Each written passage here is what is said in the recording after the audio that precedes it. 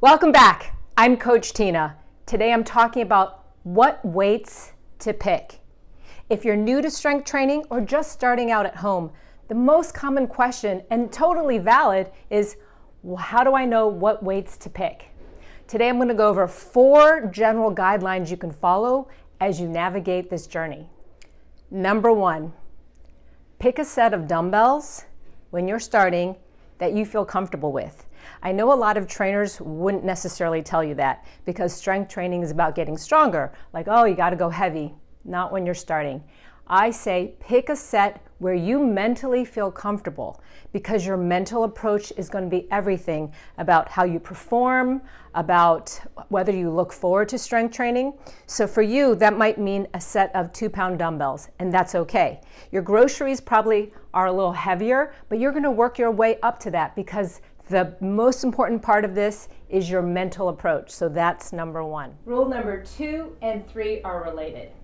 It's related to upper and lower body. In general, when you're doing an upper body exercise, for example, bicep curls, the weight will be lighter. The biceps and the triceps are smaller muscle groups.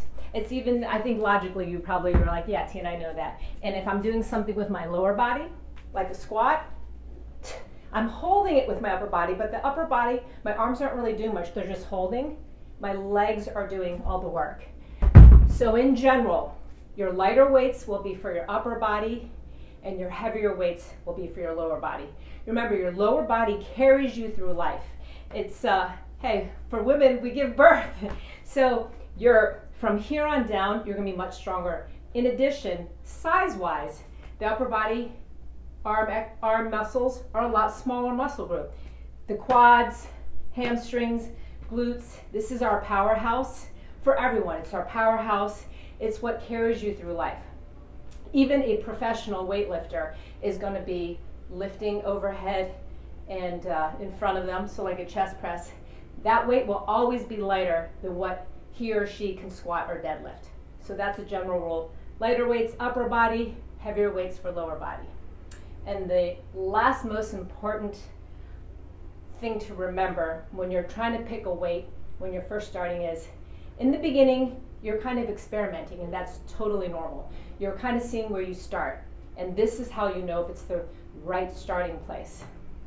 So if you're doing a workout and it says 10 bicep curls, if I'm doing 10 bicep curls, and this feels probably easy in the first 1 through 4 reps, if by reps 8, 9, and 10, they're feeling hard, but I don't have to swing anything up to change my form to get it up, that's the perfect weight. If the weight feels super easy for the entire assigned rep scheme, that weight's probably a little light. So this one for me, as you see how I'm moving it, is probably too light for me. I know the other one, the 20, is going to be too heavy, and I'll show you. I can't even get one up. So if you're having problems in the first 3 reps, that weight is too heavy. So just remember, depends on the rep scheme. So in strength, a rep scheme that's assigned is probably not going to be 10. It'll probably be 6 to 8. So for 6 to 8 reps, if I was using something heavy, so this is still the wrong way because I can't even get the 1, you'd want to make sure by that 5th and 6th rep, somewhere around there, that it feels challenging without losing form. And I think the last thing I want you to remember, so number 1, confidence. So when you're picking a weight, start with something that you feel comfortable with. As you get comfortable, you start exploring what you're capable of. Number 2 and number 3, lower body and upper body rules. Excuse me. Lower body will always use a heavier weight. And when I say lower body, means that's the part of the body doing all the work. So even if you're holding it with your hands or your arms, the lower body is doing all the work. Upper body exercises like bicep curls, tricep kickbacks, a lot smaller, those will always be lighter weights than the lower body exercise. And rule number 4 is reps. It should always be challenging in the last 2 or 3 reps of whatever it is. And I'll go over one last thing about the reps. Then you know it's the right weight. And you'll know this as you get more acclimated to strength training. So, and in general, If you're taking a fitness class, oftentimes the rep schemes will be 10 to 15. So whatever you're doing for 10 to 15 reps will be less lower in weight than if you're doing only 5 or 6 reps.